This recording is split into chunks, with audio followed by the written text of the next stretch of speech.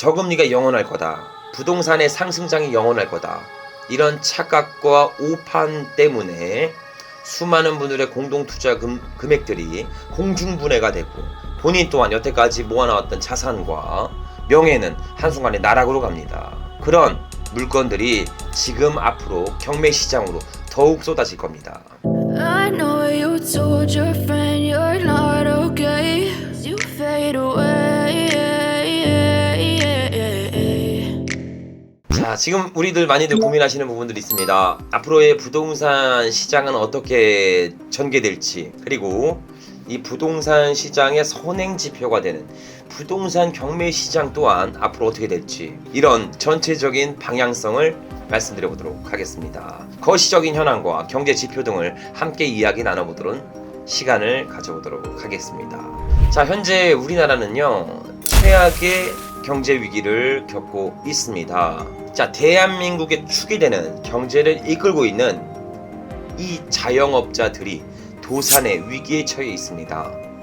국가통계청 자료에 따르면요, 전국 자영업자의 폐업 수는 100만 명을 넘어가는 역대 최고치를 기록하고 있습니다. 즉, 경기 침체가 장기화로 진행되고 있으며 자영업자 분들이 줄폐업을 선호하고 있다는 시점입니다.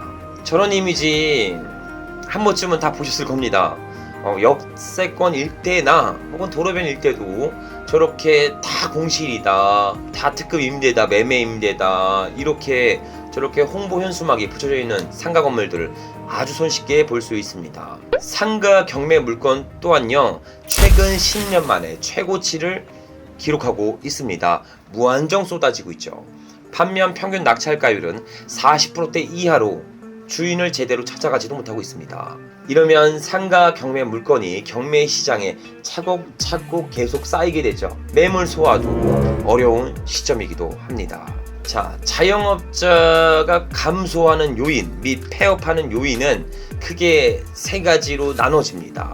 첫 번째는 장기화된 고금리의 여파입니다. 기본적인 프랜차이즈 창업을 하려면 최소 1억 정도의 비용이 들어갑니다. 뭐 권리금 줘야 되죠, 시설 권리금 내야 되죠, 그리고 뭐 바닥 권리금 있으면 바닥 권리금 내야 되고, 인테리어 비용도 한두 푼 들어갑니까?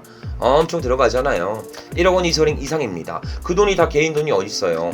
전부 다 대출을 받아서 사업을 창업하고 시작합니다. 근데 막상 딱 해보니까 생각보다 매출이 조조해. 거기다가 인건비는 계속 올라갑니다. 직원들의 인건비는 부담이 되겠죠.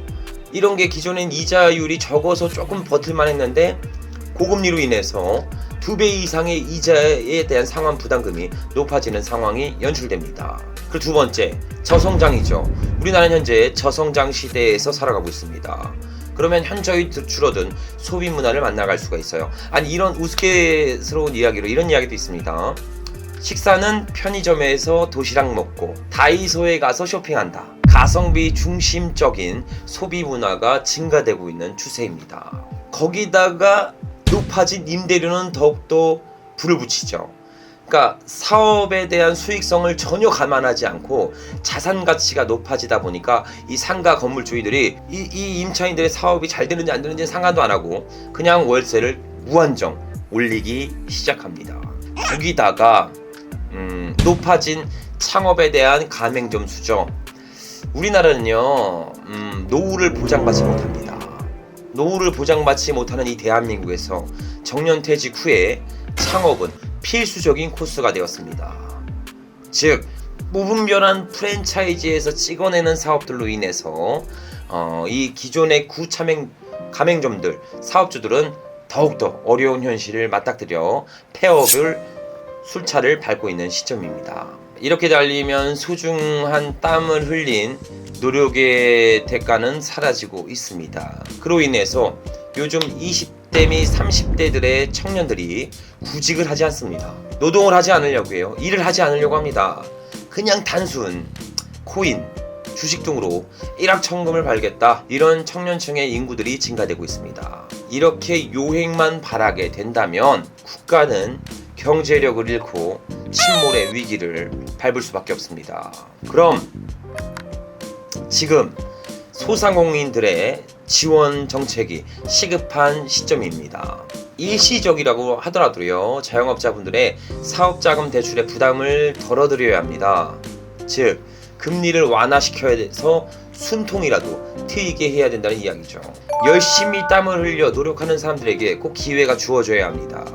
그런 세상이 우리가 꿈꾸는 세상이죠. 그럼 우리는 이제 앞으로의 경매 시장은 어떤가? 자, 이게 임의경매 개시 결정을 등기한 현황의 경매 물건의 추이입니다. 이렇게 보면 보이시죠? 자, 임의경매가 뭐겠어요? 은행 대출을 받아서 부동산을 샀는데 은행 대출 이자를 견디지 못해서 경매 시장으로 속출하는 물건들입니다.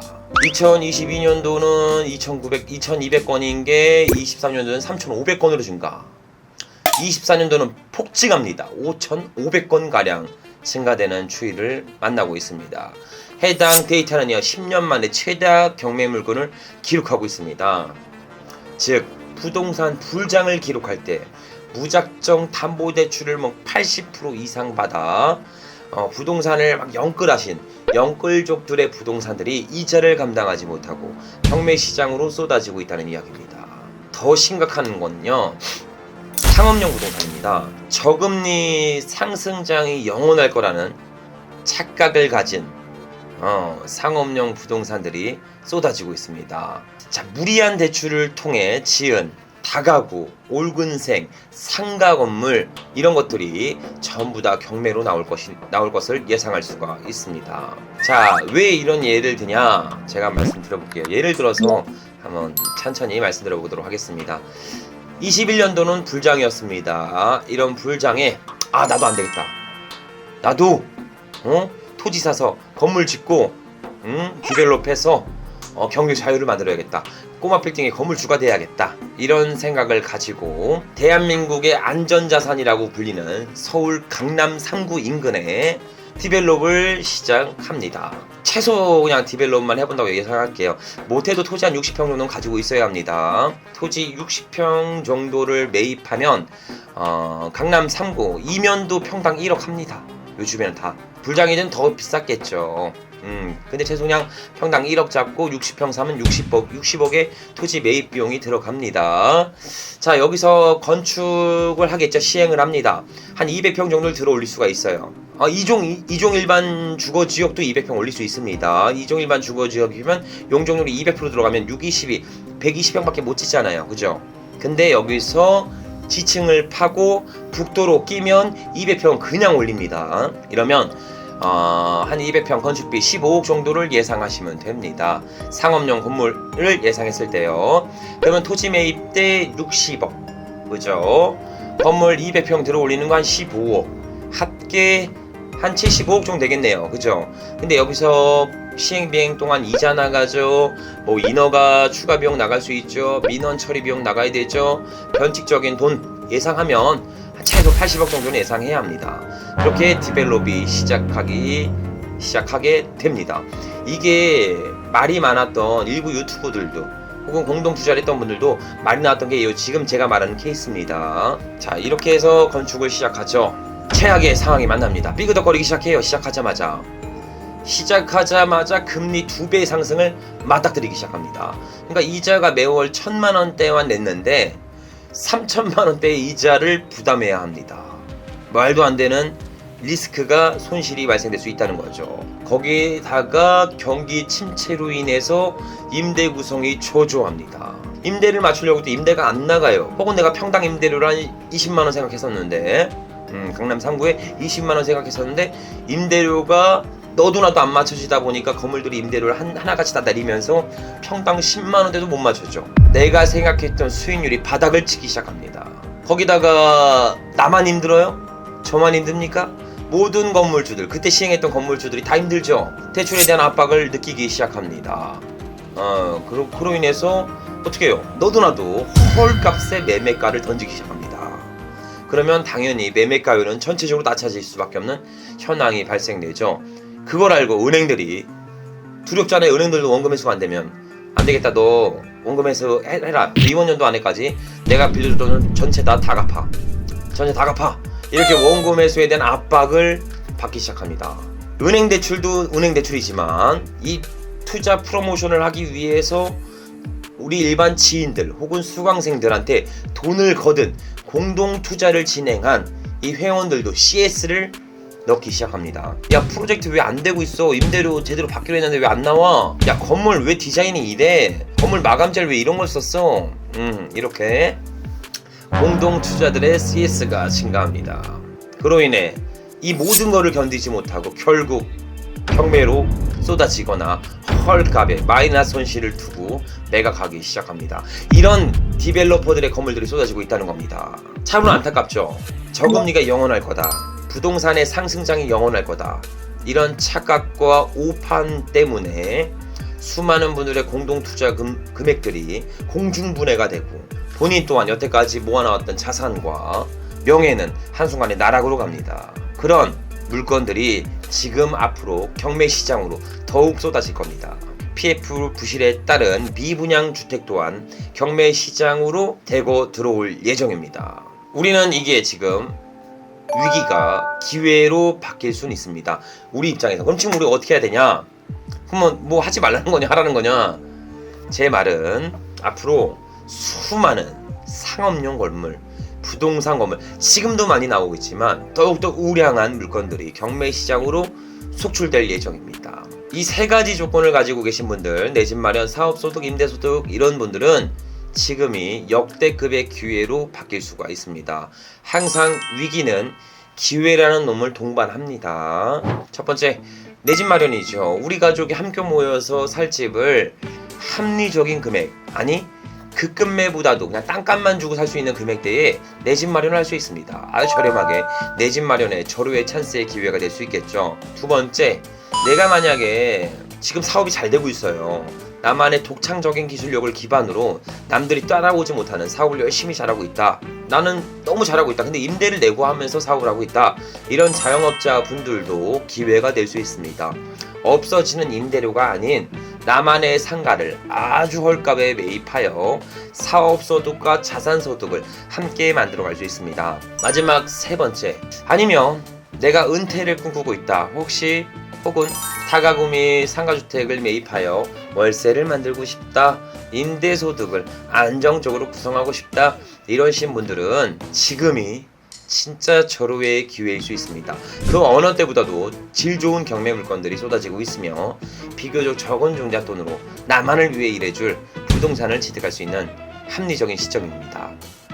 그러니 지금 위기에서 기회를 저와 함께 보셨으면 좋겠습니다. 결론적으로 지금 우리는 모두 다 힘든 시기를 살아가고 있습니다. 무더운 폭염 때문에 힘들고, 다시 유행하는 코로나 때문에 힘들고, 더 나아가 장기화되는 경기 침체로 인해 버는 돈은 더욱 축소되고 있는 요즘이죠. 지금 가장 어려운 시점에 계신 우리 대한민국 자영업자 모든 분들, 그리고 시청자 모든 분들을 제가 격하게 응원드립니다. 꼭 아름다운 결실을 만들어낼 날이 오게 될 수밖에 없으니까 화이팅 하면서 이 어려운 시기를 저와 함께 이겨내 보셨으면 좋겠습니다. 항상 응원드립니다. 지금 딱 이 시기에 필요한 말씀이세요. 맞습니다. 같이 잘 이겨내서 좋은 수익 걷어보도록 하시죠.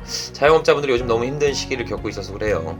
제가 아까 전에 전체적인 현황들을 말씀을 드린 게, 우리나라 OECD 국가 중에서 탑 클래스로 들어가는 게 우리나라 자영업자의 수입니다. 우리 대한민국의 허리를 가지고 있다고 보도 전혀 틀린 얘기가 아니죠. 그런데 이런 자영업자들이 단순간에 다 무너진다면 대한민국 경제축도 무너질 수밖에 없습니다. 이런 부분에 대한 실질적인 대책안들이 나와줘야겠죠. 후재님이 잘생김이 묻었대요, 얼굴에. 어디 묻었지? 세수했는데. 이거 안 떨어지네. 에이, 모르겠다. 그냥 묻히고 살아야겠다. 달덩이 같은 얼굴 잘 보입니다. 감사합니다. 이 머리를 좀 잘랐더니 얼굴이 좀 커진 것 같아. 몸무게 전혀 변함이 없거든요. 근데 머리카락을 좀 잘랐더니 여기가 좀 커졌나? 안되겠다. 가져가세요. 너울링 좀 가져가세요. 제 얼굴 좀. 갈등이 같은 얼굴 좀 가져가세요. 앞으로 매주 금요일은 이렇게 저와 같이 주간에 있던 뉴스나 경제적인 현황들이나 아니면 부동산에 대한 정책들이나 그런 이야기들을 주력으로 나눠볼까 합니다. 맨날 경매 물건 추천만 했는데 굳이 금요일까지도 추천을 해야 되나?